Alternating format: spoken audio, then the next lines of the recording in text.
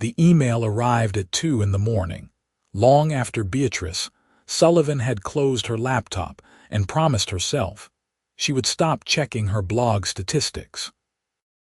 She never saw it that night, nor the next morning when she rushed to open the vintage bookshop that occupied the ground floor of a narrow brick building in downtown Portland.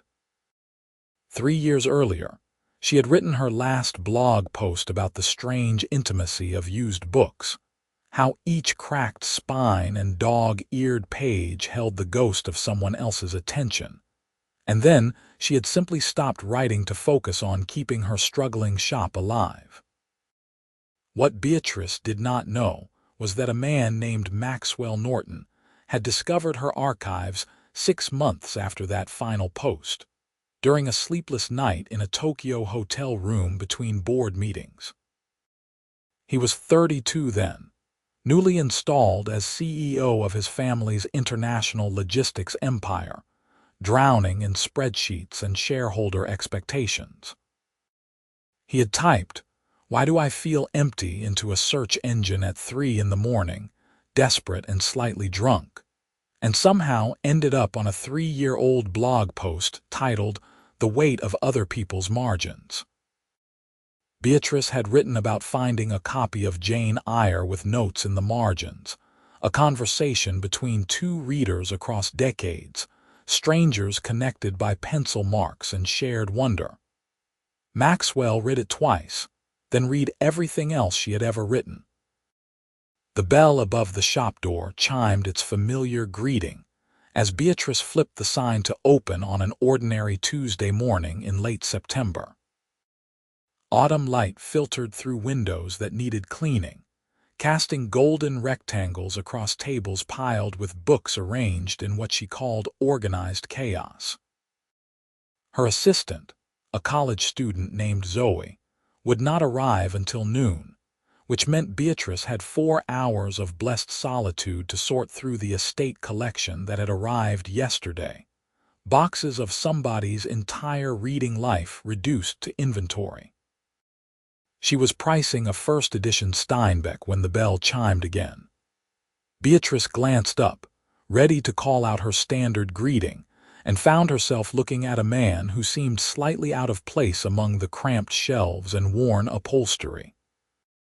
He was tall, probably early 30s, wearing dark jeans and a simple gray sweater that nonetheless suggested money in its perfect fit. His hair was dark, slightly messy like he had been running his hands through it, and his face had the kind of sharp, handsome features that belonged in magazine advertisements. But what struck her most was the way he stood in the doorway, utterly still, looking at her with an intensity that made her suddenly conscious of her coffee-stained cardigan and the pencil stuck through her messy bun. "Welcome to Sullivan's," she said, finding her voice. "Can I help you find something?" Maxwell had prepared for this moment for 3 years, rehearsing various opening lines during flights across continents, imagining dozens of scenarios. None of his preparations had accounted for the way his chest would tighten when he finally saw her in person, shorter than he had imagined, with dark blonde hair and observant gray eyes that matched the quiet intelligence in her writing. She had a smudge of dust on her cheek, and her sweater had a small hole near the hem, and he found her utterly, devastatingly lovely. "I am looking for something specific," he said, his voice coming out rougher than intended. "You wrote about it once. Jane Eyre with margin notes. You found it at an estate sale in 2019. Beatrice blinked, her hand freezing halfway to setting down the Steinbeck. "I am sorry, what? Your blog." Maxwell took a step closer, holding his hands carefully at his sides like he was approaching something fragile. "The weight of other people's margins. You wrote about finding a copy of Jane Eyre where 2 readers had a conversation in the margins across 20 years. You said it changed how you thought about books, about connection." The shop suddenly felt very small. Beatrice set down the Steinbeck with deliberate care, buying herself time to process what was happening. Nobody read her blog anymore. She had maybe 30 regular readers at the peak, other book lovers and vintage collectors, and she had abandoned it 3 years ago when the shop started consuming all her energy. "You read my blog?" The question came out uncertain, almost suspicious. "Every post." Maxwell knew how this must sound, how close to stalking it veered, but he had come too far to retreat into comfortable lies. "Multiple times. I found it 3 years ago and I have been reading it ever since. Your writing, it made me feel less alone." Beatrice studied him carefully, her mind working through the strangeness of this encounter. He did not look threatening, just intensely sincere in a way that was almost uncomfortable. His hands were steady, his posture open. She had written those posts late at night in the apartment above the shop, never imagining anyone would care about her rambling thoughts on marginalia and memory. "That is incredibly strange," she said honestly, "but also kind of wonderful, I think. I am still deciding." A smile transformed Maxwell's face, softening the sharp edges into something warm and almost boyish. "It is strange. I know it is. I have been trying to figure out how to approach this without seeming like a complete stalker, and I clearly failed. You succeeded in not seeming dangerous, at least." Beatrice surprised herself by returning the smile. "The Jane Eyre sold years ago, though. I am sorry you came all this way for nothing." "I did not come for the book." The words hung between them, honest and terrifying. Maxwell had spent 3 years building an international empire, making decisions that affected thousands of employees, negotiating deals worth hundreds of millions. None of that had required a fraction of the courage it took to stand in this cluttered shop and speak the truth. "I came because your writing made me want to know the person behind it. I came to see if the woman who understands why margin notes matter might want to get coffee with a stranger who has been half in love with her mind for 3 years." Beatrice should have said no. Every self-preservation instinct screamed that this was too much, too fast, too strange.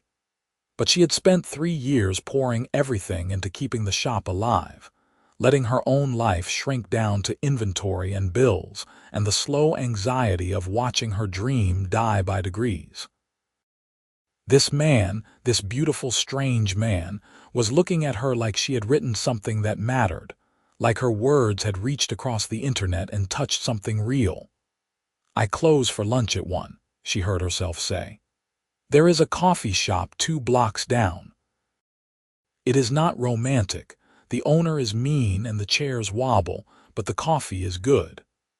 "That sounds perfect." Maxwell left after buying a small stack of books he selected with genuine care, not the random grabbing of someone trying to make an impression. He chose Steinbeck and Didion, and a worn copy of the Shipping News, books that Beatrice would have recommended herself. She watched him walk away down the street, then immediately pulled out her phone to text her best friend Sarah. "Incredibly hot man just walked into the shop and quoted my dead blog back to me. Having coffee with him at lunch. If I get murdered, check the security cameras." Sarah responded within seconds. "What? Need more information. Also, you do not have security cameras, you cannot afford them. Thank you for reminding me of my poverty during this potentially magical moment." That is what best friends are for. Seriously, though, be careful. But also get his number if he is hot and not crazy. The morning crawled by with excruciating slowness.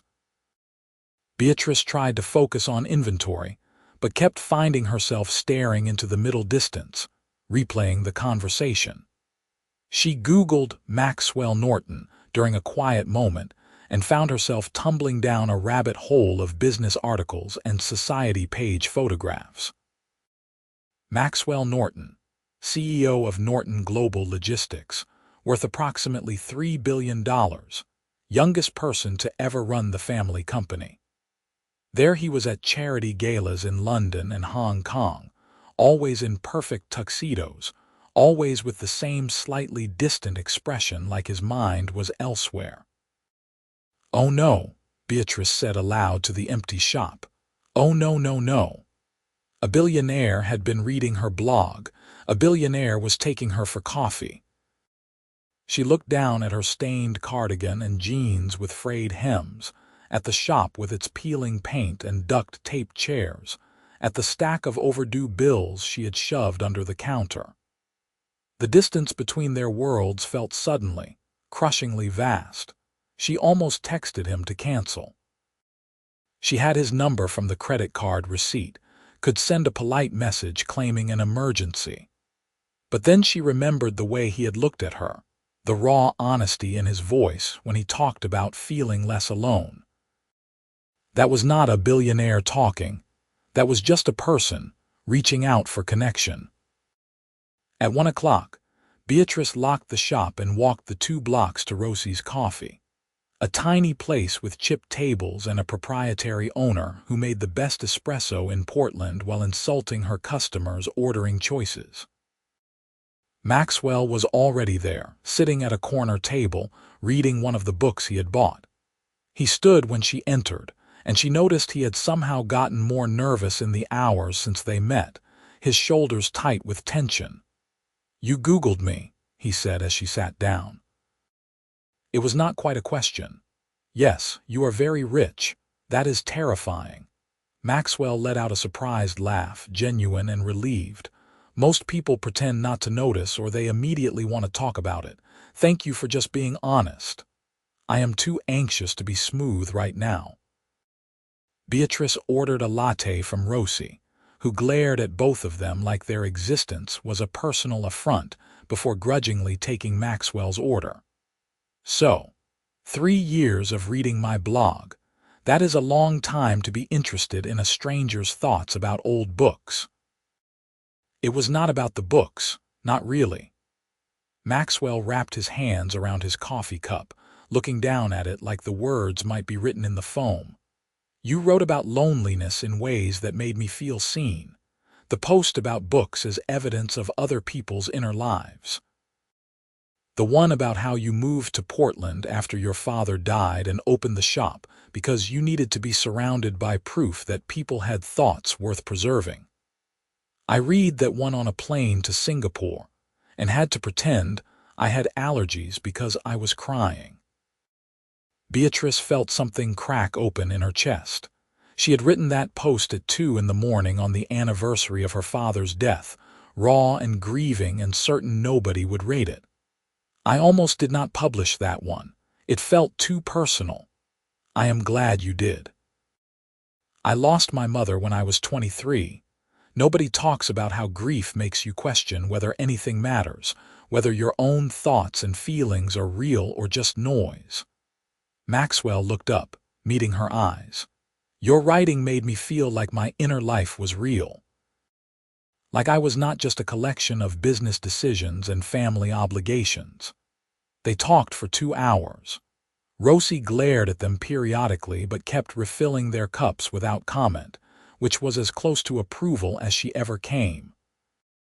Maxwell told her about taking over Norton Global at 29, about the suffocating weight of expectations and quarterly earnings reports. Beatrice talked about the shop bleeding money, about her terror of failing her father's memory, about how she had stopped writing because she could not afford the luxury of introspection when the bills kept coming. "Why did you wait 3 years to come?" Beatrice asked finally. "If my blog meant that much, why not reach out sooner?"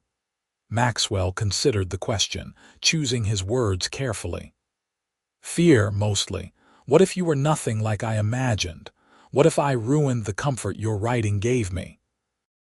And I was building the company, traveling constantly, working 100-hour weeks. I told myself I was too busy." He paused. "The truth is I was waiting until I had become someone worthy of the person who wrote those posts, someone who had proven himself, who had something to offer. That was stupid. You cannot become worthy of connection by isolating yourself." "That was incredibly stupid," Beatrice agreed gently. "But I understand it. I stopped writing for the same reason, essentially. Decided I had to fix my life before I deserved to reflect on it. Are we both idiots? Absolutely. The afternoon light was slanting golden through the windows when Beatrice finally checked her phone and panicked. Oh God, Zoe. My assistant. I was supposed to be back 2 hours ago. She's going to think I died. Maxwell walked her back to the shop, a careful foot of space between them on the sidewalk. Zoe was inside helping a customer and shot Beatrice a look that promised interrogation later. At the door, Maxwell hesitated. Can I see you again? Tomorrow, if that is not too soon. Tomorrow is good. Beatrice felt like she was standing on the edge of something vast and terrifying. But Maxwell, you need to understand something. I am not in the same world as you. I am barely keeping this shop alive. My apartment has water stains on the ceiling and I bought these jeans at Goodwill. If this is going to be a thing, you need to know who you are walking into a thing with. Beatrice. He said her name like it mattered, like he had been practicing it. I have known who you are for 3 years, not the surface details, but the parts that matter. I know you are funny and sad and deeply kind. I know you think about connection and meaning in ways that most people do not. I know you loved your father enough to build him a memorial out of books. That is who I am interested in. Everything else is just logistics. He left before she could respond, walking away down the street while Beatrice stood in the doorway feeling like her entire life had just pivoted on an axis she had not known existed. Zoe appeared at her elbow. So that was clearly something significant. He has been reading my old blog for 3 years. He is also a billionaire. I do not know what to do with either of those pieces of information. Start with dinner, Zoe suggested practically. Work up to existential crisis later. Beatrice and Maxwell fell into a pattern over the next 2 weeks, meeting for coffee, and then lunch, and then long walks through Portland's parks as the autumn leaves turned brilliant red and gold. Maxwell stayed in the city, working remotely from a hotel suite, taking video calls with executives in different time zones at odd hours. He never suggested fancy restaurants or exclusive venues, seemed most comfortable in the casual spaces Beatrice already inhabited. She learned that he had a younger sister named Grace who taught marine biology in San Diego, that his father had died 10 years ago, and his relationship with his remaining family was complicated by money and expectations. He ran every morning at 6, read voraciously across genres, and had a dry sense of humor that snuck up on her. He was thoughtful in ways that spoke to genuine consideration rather than calculated charm, remembering details from their conversations and following up days later. Tell me about the shop, Maxwell said one afternoon. They were walking along the waterfront, the river gray and choppy under cloudy skies. Not the romantic version from your blog, the real version with the problems. Beatrice shoved her hands in her pockets. It is dying. Slowly, but definitely dying. I cannot compete with online retailers or big chains. My customer base is mostly aging collectors and nostalgic locals. The building needs repairs I cannot afford. I have maybe 6 months of operating capital left if I am lucky. She hated how defeated she sounded. My father opened the shop 40 years ago. He built something beautiful, a real community space. I am watching it die and I do not know how to stop it. What would you need to make it work? A miracle. Or about $200,000 for renovations and inventory expansion, and enough cushion to actually market properly. Beatrice laughed bitterly. So, a miracle. Maxwell was quiet for a long moment, long enough that Beatrice glanced over to find him watching her with an unreadable expression. What if I invested in it? No. The word came out sharp and immediate. Absolutely not. Why not? It is a good investment. Prime location, established customer base, owner with genuine expertise and passion. Because I will not be some charity case you rescue. Because the power dynamic would be impossible. Because if this, she gestured between them, is going to be something real, it cannot start with you saving me. I need to know you are interested in me, not in fixing my problems. Maxwell stopped walking, turning to face her fully. You are right, I am sorry. That was clumsy of me. He reached out slowly, giving her time to pull away, and took her hand. It was the first time they had touched beyond accidental brushes, and Beatrice felt the contact like electricity. For the record, I want to fix your problems because I care about you, not the other way around, but I understand why that distinction matters. Thank you. Beatrice squeezed his hand, then reluctantly released it. Tell me about Norton Global. How does someone end up running a shipping empire at 29? By being born into the right family and having no other options. Maxwell started walking again, and Beatrice fell into step beside him. My grandfather started the company in 1952. My father built it into something massive, with operations on 6 continents. When he died, I was 22 and in graduate school, planning to be a professor of philosophy. The board wanted my uncle to take over, but the will was clear. My father believed families should run family companies. So I left school, spent 5 years learning every aspect of the business while my uncle served as interim CEO, and then took over when I turned 29. You hate it, sometimes. It is not what I would have chosen, but it employs 60,000 people. Their lives depend on decisions I make. That matters, even if I sometimes miss the version of myself that would have spent his life thinking about Kant and epistemology in a quiet university office. He smiled ruefully. Your blog actually helped with that. Reminded me that an inner life and a business life can coexist. That thinking deeply about small things, about books and connection and meaning, does not have to stop just because your days are full of logistics and earnings calls. I am glad. Beatrice meant it. Though it is strange to think of my random late-night ramblings affecting anyone's actual life. You never wrote randomly. Every post was carefully observed and deeply felt. That is why they mattered. They had dinner that night at a small Thai restaurant Beatrice loved, cramped and loud with Christmas lights strung across the ceiling year-round. Maxwell looked absurdly handsome and out of place among the plastic tables, but he ate spicy noodles and argued with her about whether Gatsby deserved sympathy.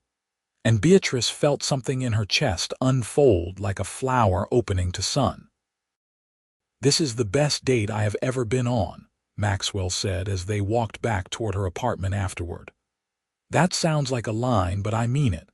I have been on dates that cost thousands of dollars, orchestrated by assistants at exclusive venues, and none of them felt like this. Like what? Beatrice asked, even though she felt it too, the ease and electricity braided together. Like I can say anything, and you will understand what I actually mean. Like I do not have to perform being someone. They had reached her building, a narrow older structure with a shop on the ground floor and 2 apartments above. Beatrice turned to face him on the sidewalk, under the yellow glow of streetlights.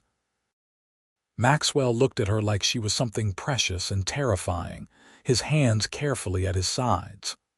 I want to kiss you, he said quietly. But I need you to know that I will wait as long as you need. There is no pressure, no expectation. I just wanted to be honest about what I am feeling. Beatrice had been in 3 serious relationships, had been kissed dozens of times, but nothing had ever felt as significant as this moment on a Portland sidewalk, with autumn leaves skittering past on the breeze. Maxwell was offering her something real, something that could not be taken back once started. She thought about the blog posts he had memorized, about the way he listened like her words mattered, about how he had spent 3 years carrying her thoughts with him across the world. "Yes," she said simply and stepped forward. The kiss was soft and careful, Maxwell's hand coming up to cup her cheek like she might break. Beatrice rose on her toes, pressing closer, and felt his other arm wrap around her waist. He kissed like it meant something, like he was trying to communicate everything he had been feeling across 3 years of reading and imagining and hoping. When they finally pulled apart, both breathless, Beatrice saw something raw and vulnerable in his expression. "I am falling in love with you," Maxwell said. "I need you to know that. This is not casual for me, not an experiment or a distraction. I have been halfway in love with you since the first blog post I read, and now that I know you, it is not halfway anymore." "That is terrifying," Beatrice whispered. "I am falling too. That is absolutely terrifying." "I know." He kissed her forehead gently. "Can we be terrified together?" "Yes." Maxwell left Portland 3 days later for a series of meetings in New York that could not be postponed. They spent his last evening sitting on the floor of the shop after closing, surrounded by books and lamplight, talking about everything and nothing. Beatrice told him about growing up in the shop, about helping her father unpack inventory and learning to love the smell of old paper and dust. Maxwell talked about the loneliness of his childhood, raised by nannies in a mansion while his parents built empires. "When I read your posts," he said, "I felt like I was seeing the world through different eyes, kinder eyes. You wrote about finding beauty in worn things, in evidence of use and age. I had been taught that value comes from newness, from perfection. You showed me something else. You give me too much credit." Beatrice leaned against his shoulder, feeling the solid warmth of him. "They were just blog posts about my weird little bookshop. They were windows into a different way of being human. They were lifelines sometimes on the worst nights." Maxwell turned to look at her, his expression serious. "I know this is fast. I know we have only known each other in person for 2 weeks. But I need you to understand that I am serious about this, about you. I will come back every chance I get. I will call every day. I will make this work however you need it to work." "What if I need you to not rescue me?" Beatrice asked quietly. "What if I need to save the shop myself, or let it die without you fixing it? Then I will stand beside you while you do that. I will listen and support you and respect that it is your choice." He took her hand, threading their fingers together. "I will not lie and say I do not want to help. Every instinct I have is screaming at me to write a check and solve your problems. But I understand why you need to do this yourself. I can live with watching you struggle, even though it will kill me a little. Thank you." Beatrice kissed him, soft and sweet. "Come back soon, as soon as I can." The next 2 months were the longest of Beatrice's life.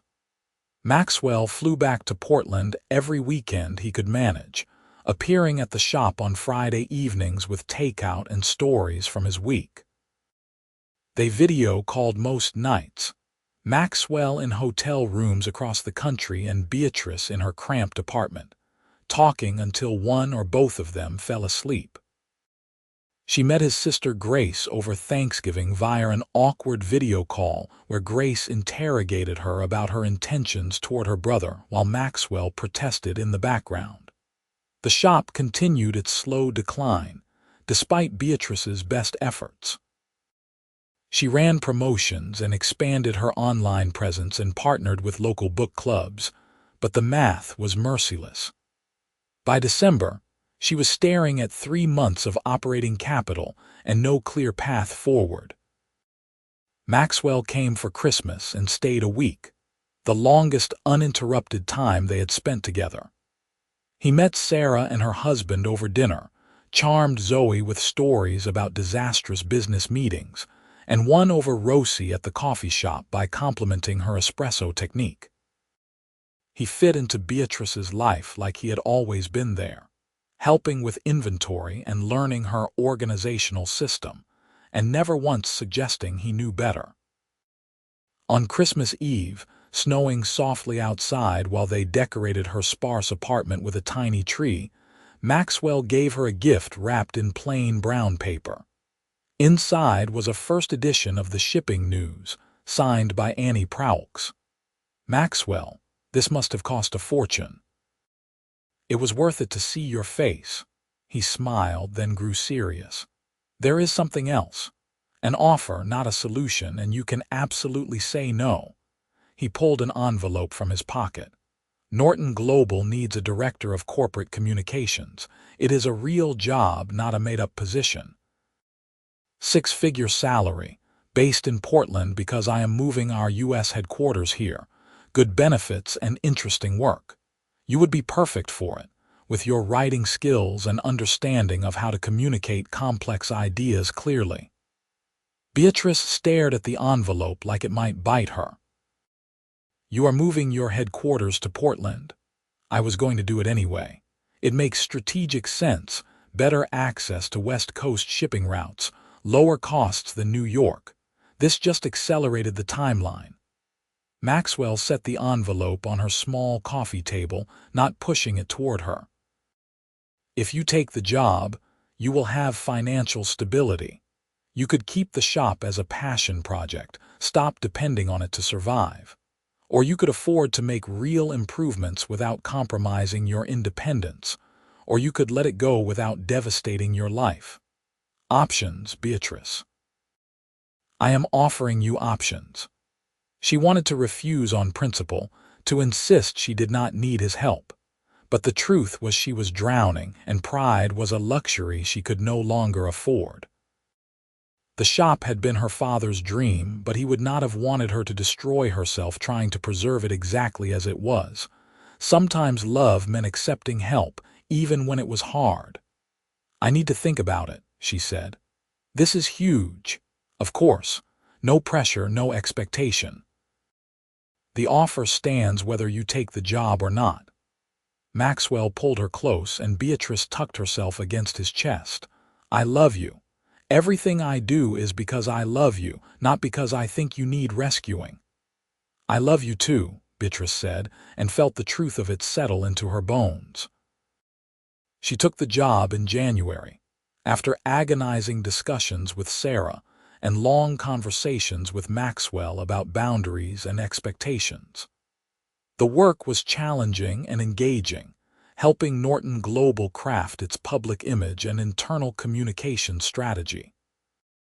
She discovered she was good at it, translating corporate speak into human language and helping executives communicate their vision clearly.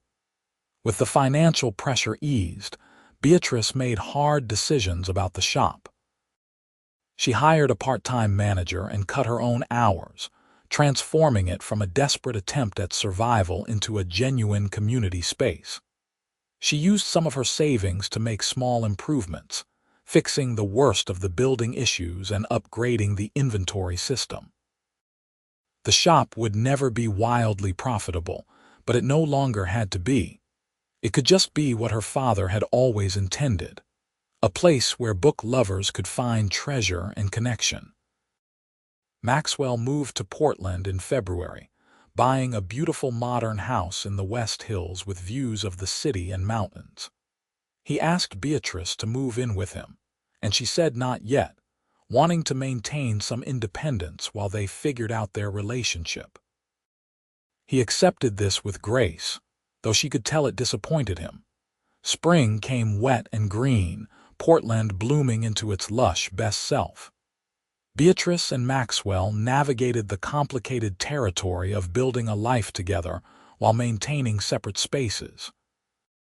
He met her mother, who flew up from San Diego and was hilariously charmed despite her initial skepticism. Beatrice attended her first corporate event as his girlfriend and hated every minute of it, the stiff conversations and careful positioning, until Maxwell made an excuse, and they escaped early to get burgers at a dive bar. "I am not good at your world," Beatrice said, stealing one of his fries. "I do not know how to do the small talk and the politics. You do not have to be good at it. You just have to be yourself and let me handle the parts you hate. Maxwell caught her hand across the table. I have been thinking about something. Will you come with me somewhere this weekend? A short trip just overnight. Where? It is a surprise. A good one, I promise. They flew to San Francisco on Saturday morning, first class, because Maxwell refused to apologize for traveling comfortably. He rented a car and drove them north across the Golden Gate Bridge, into the rolling hills of wine country. Beatrice watched the landscape change from urban to pastoral, curious and confused about the purpose of this trip. Maxwell pulled up in front of a beautiful stone building in a small town called Healdsburg. The sign read, Riverside Books, established 1957. I do not understand, Beatrice said. Come inside. The shop was gorgeous. 3 stories of books in a converted mill building with exposed beams and natural light pouring through tall windows. A river ran alongside the property, visible through the back windows. The owner, a woman in her 70s named Patricia, greeted them warmly. You must be Beatrice, she said. Maxwell has told me so much about you. Over coffee in Patricia's office, the older woman explained. I am retiring and selling the shop. Maxwell approached me a month ago, told me about your background and vision. I have been doing this for 45 years, and I want the shop to go to someone who understands what it means to steward a space like this. Beatrice looked at Maxwell, her heart pounding. What did you do? I bought the building, Maxwell said calmly. Not the shop, just the property. Patricia wants to sell the business itself to you if you are interested. Owner financing, reasonable terms, no pressure. You could keep your job with Norton Global and run this as a passion project, maybe split your time between here and Portland. Or you could make it your full-time focus. Or you could say no, and I will find another buyer and we will never speak of this again. This is insane. Beatrice stood, walked to the windows overlooking the river. Her mind was spinning with possibilities and terror in equal measure. This is too much. It is an opportunity, Patricia said gently. I have watched a dozen potential buyers walk through here in the past year, and none of them understood what this place is. Maxwell showed me your blog, talked about your father's shop in Portland. You understand. That matters to me more than getting top dollar. Beatrice spent 2 hours walking through the shop, running her hands over shelves and imagining what she could do with the space. It was everything her father's shop had been, but bigger and better positioned. In a wealthy wine country town full of tourists and second-home owners who had money to spend on books.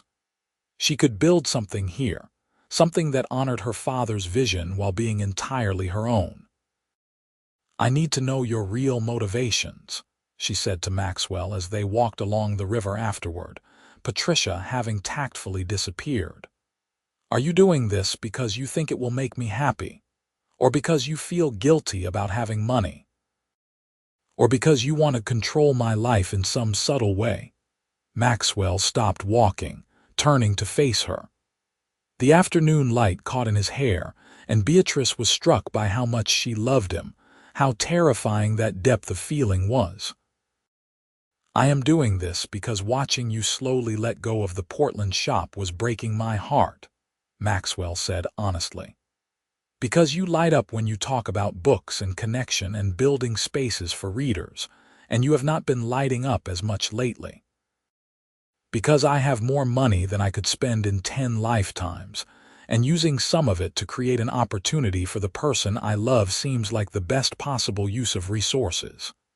He paused. And maybe a little because I want to make you happy. Is that so terrible? No, Beatrice whispered. It is not terrible. It is overwhelming and generous, and I do not know what I did to deserve you. You wrote honest things on the internet in the middle of the night. You shared your inner life with strangers. You made me feel less alone when I was at my lowest. Maxwell cupped her face in his hands. I spent 3 years reading your words and imagining what it would be like to know you. The reality is better than anything I imagined. Let me do this. Let me help you build something beautiful. Okay, Beatrice said. Yes, okay. The next 6 months were a blur of planning and transition. Beatrice negotiated terms with Patricia that felt fair, using some of her savings as a down payment and arranging owner financing for the rest. She kept her position with Norton Global, negotiating a flexible remote arrangement that let her split time between Portland and Healdsburg. Maxwell helped with the logistics without taking over, respecting her need to make her own decisions while offering advice when asked. The Portland shop, free from the pressure of being her sole income, transformed into exactly what it was meant to be. Zoe took over as manager, excited to have more responsibility. Beatrice kept ownership but stepped back from day-to-day operations, letting it breathe and evolve on its own. Riverside Books reopened under new ownership in October, a year and a month after Maxwell had first walked into her Portland shop. Beatrice had updated the inventory system and created a beautiful website, but kept the soul of what Patricia had built. The community embraced her immediately, book lovers and wine tourists finding their way through the door in steady streams. Maxwell came down for the reopening weekend, helping to set up chairs for the reading she had organized with a local author. Watching him arrange seating with the same care he probably brought to negotiating shipping contracts, Beatrice felt a wave of love so intense it almost knocked her over. "I need to tell you something," she said that night, after the event had ended and they were cleaning up alone in the shop. "I was wrong about not needing to be rescued, or maybe not wrong but incomplete. There is a difference between someone bulldozing in to fix your problems and someone offering you a ladder when you are in a hole. You gave me a ladder. That is different." Maxwell set down the stack of chairs he was carrying. "That is a very good metaphor. I am a writer, metaphors are my thing." Beatrice walked over to him, wrapped her arms around his waist. "I love you. I love what we have built together. I love that you read my weird blog for 3 years before getting up the courage to walk into my shop. I love that you see me, really see me, and want to help me become the best version of myself. I love you too." Maxwell kissed her, soft and deep. "Move in with me, not in Portland here. Let me find us a house in Healdsburg, something with enough space for both of us and whatever comes next." "What comes next?" Beatrice asked, though she thought she knew. "Whatever you want. Marriage if you want it, kids if you want them. A lifetime of building things together and supporting each other's dreams and arguing about books." He smiled. "I have spent 33 years mostly alone, reading what I was supposed to read and being who I was supposed to be. And then I found your blog, and for the first time I understood what it meant to connect with another person's mind. Now I have you, the real you, and I do not want to waste any more time. I want to build a life with you. I want everything." "That is a lot of pressure for someone who mostly just writes okay essays about books," Beatrice said, but she was smiling, tears gathering in her eyes. "You write beautiful essays about connection and meaning and what it is to be human. You make me want to be more thoughtful, more present, more myself." Maxwell pulled a small box from his pocket, and Beatrice's breath caught. "This is not how I planned to do this, in the middle of your shop surrounded by half-stacked chairs, but it feels right. Beatrice Sullivan, will you marry me? Will you build a life with me and fight with me about Fitzgerald and let me support your dreams while you support mine?" "Yes," Beatrice said, laughing and crying simultaneously. "You insane, wonderful man, yes." The ring was simple and perfect, a sapphire that matched her eyes. They sat on the floor of the shop, surrounded by books and possibility, and talked until 3 in the morning about what their life would look like. Beatrice wanted a small wedding, maybe on the riverbank behind the shop. Maxwell wanted to take her to meet his extended family, warn them that she would not be a traditional billionaire's wife, and that they would need to accept that. They both wanted kids eventually, maybe 2 or 3. They both wanted to keep working, to build things and stay engaged with the world. "Will you start writing again?" Maxwell asked. "The blog or something else? I miss your voice, the way you think through ideas in writing." "Maybe," Beatrice said. "If I do, will you promise not to tell anyone I am married to a billionaire? I want people to read it for what it is, not because they are curious about my weird life. I promise. Though your life is only weird if you think about it too much. Mostly it is just 2 people who found each other against unlikely odds and decided to build something together." "When you put it that way, it sounds almost normal." "We will never be normal," Maxwell said, pulling her close, "but we can be happy. I am very confident about happy." They got married in April, 6 months after the proposal, on a sunny Saturday afternoon beside the Russian River. Sarah stood as maid of honor, fierce and protective and crying through the entire ceremony. Grace flew up from San Diego and gave a speech at the small reception that made everyone laugh and several people cry. Patricia attended, along with Zoe and a handful of other close friends. Maxwell's extended family came en masse, a small army of aunts and uncles and cousins who were alternately charming and judgmental. Beatrice did not care. She married Maxwell in a simple white dress with flowers in her hair, and when he kissed her as his wife for the first time, she felt like every strange twist of fate had led her exactly where she was meant to be. They honeymooned in Italy. 2 weeks of museums and restaurants and lazy mornings in bed. Maxwell taught her some Italian phrases, and they argued about whether Ferrante's Naples novels were as good as everyone claimed. Beatrice dragged him to every bookshop they passed, searching for treasures and marveling at the different reading cultures across cities. They were happy in the uncomplicated way of people who have fought to find each other and know how lucky they are. "Read me something," Maxwell said one afternoon as they lounged in a villa in Tuscany, the windows open to rolling vineyard views. "From whatever you are working on." Beatrice had started writing again, essays about books and marriage and building a life in wine country.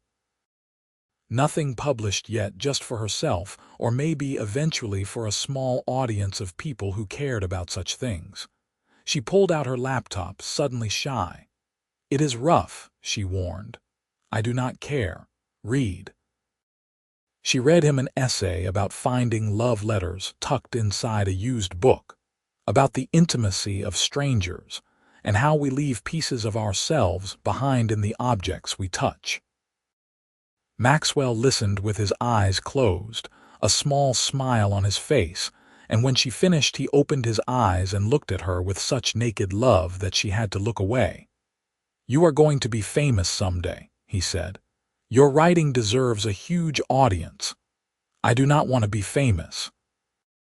I just want to write things that matter to the people who read them." "Like you mattered to me," Maxwell said. "Like those blog posts that found me when I needed them most. Like that."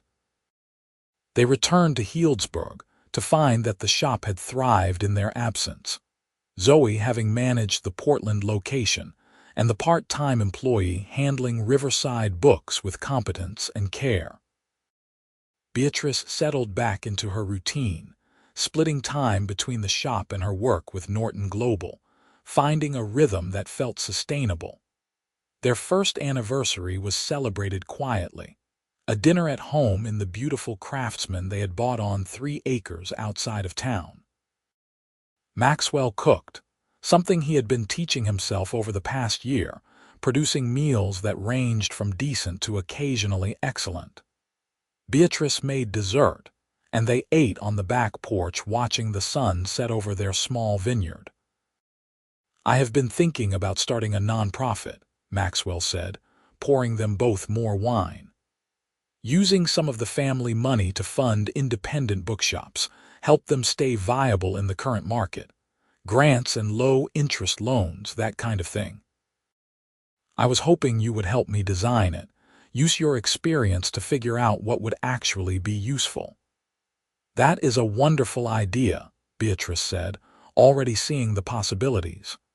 There are so many shops like my father's, amazing community spaces that cannot compete with online retailers. A little financial support could make all the difference. That is what I thought.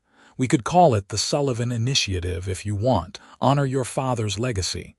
Beatrice felt tears prick her eyes. He would have loved that. He would have loved you. I wish I could have met him. Me too. But I think he would be happy seeing what we have built. He always said books were about connection, about bringing people together. That is what you did, in a way. Read my blog and decided to find connection. They launched the Sullivan Initiative 18 months later, after careful planning and consultation with bookshop owners across the country. The response was overwhelming. Hundreds of applications from struggling shops asking for help. They funded 20 shops in the first year, with plans to expand. Beatrice found herself traveling more, visiting the shops and consulting with owners about sustainability and community building. It was exhausting and fulfilling in equal measure. The issue of children came up organically, no dramatic conversation or decision point. They simply stopped being careful 1 month, and Beatrice was pregnant by the end of summer. Maxwell was thrilled in a way that was almost comical, buying parenting books and researching pediatricians with the same intensity he brought to business negotiations. You know, babies are not a logistics problem you can solve through research, Beatrice told him, amused and touched by his intensity. I am aware, but preparation cannot hurt. You are going to be such an anxious dad. Absolutely. I am going to be terrible at this in very specific ways. Their daughter was born in May, a warm afternoon that started with Beatrice's water breaking while she was shelving books and ended with her holding a tiny, perfect human in her arms. They named her Eleanor after Beatrice's father, who had been Edward. Maxwell cried when he held her for the first time, and Beatrice fell even more in love with him watching him cradle their daughter with infinite gentleness. Parenthood was harder than either of them expected, and somehow exactly what they needed. Maxwell reduced his travel, restructuring Norton Global's leadership to give himself more flexibility. Beatrice stepped back from some of her Sullivan Initiative work, focusing on writing from home while Eleanor napped. They were exhausted and happy and utterly transformed by the tiny person who had invaded their lives. I cannot believe I spent 3 years reading your blog before getting up the courage to meet you, Maxwell said one night as they sat together in the nursery, Maxwell holding a sleeping Eleanor while Beatrice fought to stay awake in the rocking chair. I wasted so much time. You did not waste time. You were building yourself into someone ready for this. Beatrice gestured around the room at their sleeping daughter and the life they had built. Everything happened when it was supposed to happen. You really believe that? I do. If you had walked into the shop 3 years earlier, I would not have been ready. I was too raw, too defensive. I needed those years to figure out who I was outside of my father's shadow. She smiled at him in the dim light. And you needed time to become someone who could be vulnerable enough to walk into a stranger's shop and admit you had been reading her blog for 3 years. That was terrifying, Maxwell admitted. I almost turned around 3 times. But you didn't, and now we are here.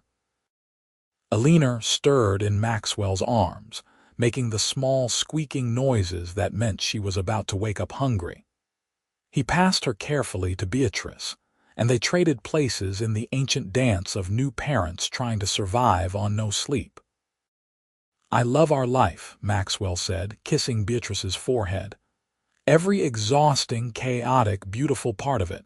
Me too, Beatrice said, settling Alina to nurse. Me too. Their son was born 2 years later, a planned pregnancy that nonetheless surprised them with how different a second child could be. Thomas was louder and more demanding than Alina, refusing to sleep for more than 2 hours at a stretch for the first 6 months. Maxwell and Beatrice learned to function on even less sleep, to divide responsibilities without resentment, to support each other through the hardest parts. The Sullivan Initiative had grown to fund 50 shops a year, with a waiting list that stretched months long. Beatrice hired staff to manage the day-to-day operations, freeing herself to focus on strategic vision and the writing she had been doing about the importance of independent retail spaces in building community. She published a collection of essays when Thomas was a year old, a small press book that found its audience slowly but surely. Maxwell read every word multiple times, offering thoughtful feedback and uncritical encouragement in equal measure. "You wrote about me," he said after reading the essay titled "The Reader I Never Met." "I wrote about how strange and wonderful it is to be known by someone before you meet them, about how your reading shaped our relationship from the beginning." Beatrice watched his face carefully. "Is that okay?" "I can pull it before publication if you are uncomfortable. It is perfect. It is exactly how I felt, but written better than I could have managed." Maxwell set down the manuscript. "Do you ever regret how we started? Wish I had approached you in a more normal way?" "Never. Our story is strange and romantic and uniquely ours. Why would I want normal? The years accumulated in the way they do when you are building a life, each season bringing new challenges and small joys." Alina started kindergarten, serious and bookish like her mother. Thomas learned to walk and immediately started climbing everything, giving them both heart attacks on a regular basis. The shops thrived, both Riverside Books and the Portland location finding sustainable models that honored their purpose while paying their bills. Maxwell's hair started showing gray at the temples, which Beatrice found unfairly attractive.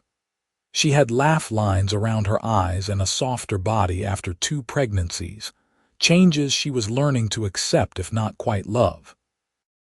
They were in their late 30s now, firmly adults in ways they had not quite been when they met, but no less in love. "I want to tell you something," Beatrice said one evening after the kids were in bed. They were sitting on the back porch with wine, a ritual they had maintained through every change and challenge. "I never thanked you properly for that first day, for having the courage to walk into the shop." "You have thanked me approximately 1,000 times, Maxwell said, smiling. "Not for that specifically. For reading my blog for 3 years and seeing something worth meeting. For taking the risk that the person behind the writing would disappoint you in real life. For believing that connection was possible with a stranger." Beatrice took his hand. "You changed my life completely. You gave me everything I have now, this family and the work I love and a partner who sees me. I do not think I have ever told you how grateful I am for your courage that day." Maxwell was quiet for a long moment, looking out at the vineyard they had planted together 3 years ago, the vines finally starting to produce decent grapes. "You gave me a life, Beatrice. Before you, I was just going through motions, being who I was supposed to be. Your writing showed me there was another way to live, more thoughtful and intentional and awake. Meeting you, building this life together, it is the bravest thing I have ever done."